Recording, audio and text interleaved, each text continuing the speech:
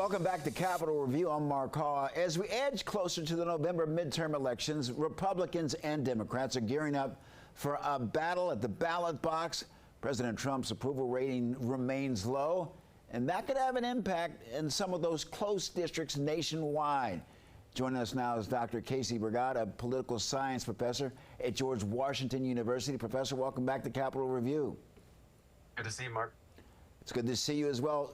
Professor, what happened, or at least what stood out during the primary season?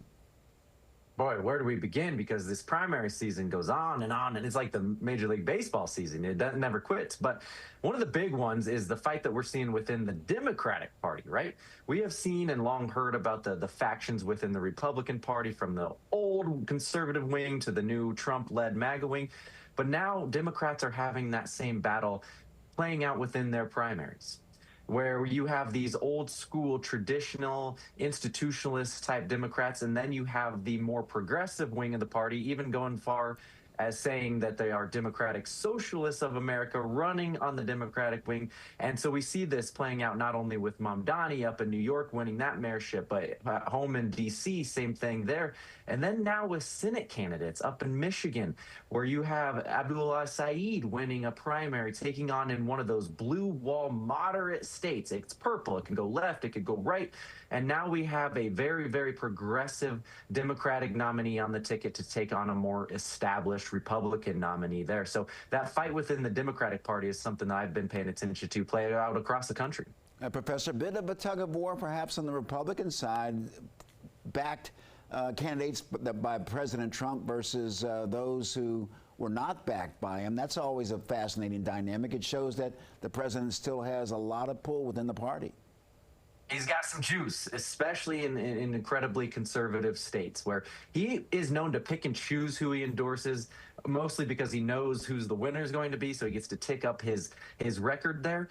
But you're right, that we see a Republican Party that is kind of held on to the MAGA wing as well as they can, given Trump's standing within the Republican Party, while still keeping an eye on the future, knowing that Trump's not always going to be at the top of the ticket.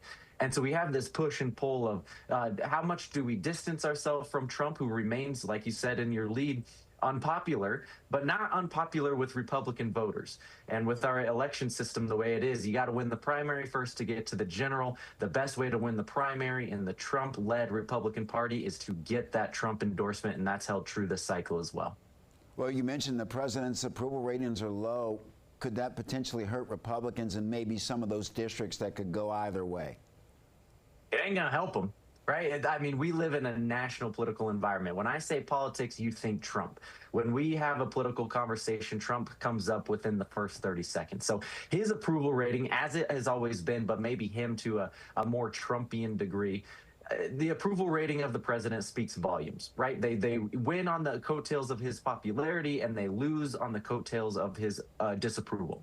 And so right now, in some of those very few competitive districts that we have, but they are out there, people are going to be looking at the state of the economy. They're going to be state of the world affairs, the state of their lives, and either reward or blame those in power. And right now, at the top of that ticket is President Donald J. Trump. Professor, a lot can happen between now and November, but let's specifically talk about Congress. So overall, Congress's approval rating is very low.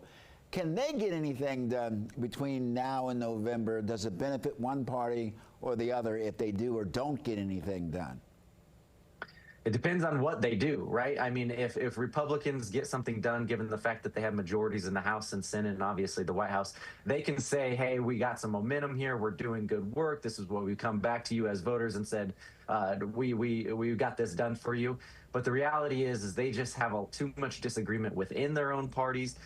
They have too much disagreements between what the House is able to pass and the Senate was willing to accept. The legislative cupboard is pretty bare in terms of big things that can get done between now and the midterms. They're out of town for all of August. That recess is coming. People are winning and losing their primaries. Then they're going to come back to D.C. And let's just say that the motivation to get a lot of legislating done isn't going to be there. They're going to be focused on that midterm election. And then depending on what happens there, we'll see how aggressive they're going to be on their way out the door heading into the 120th Congress in January. All right, Professor, thank you so very much for joining us. Anytime, Mark. Thank you.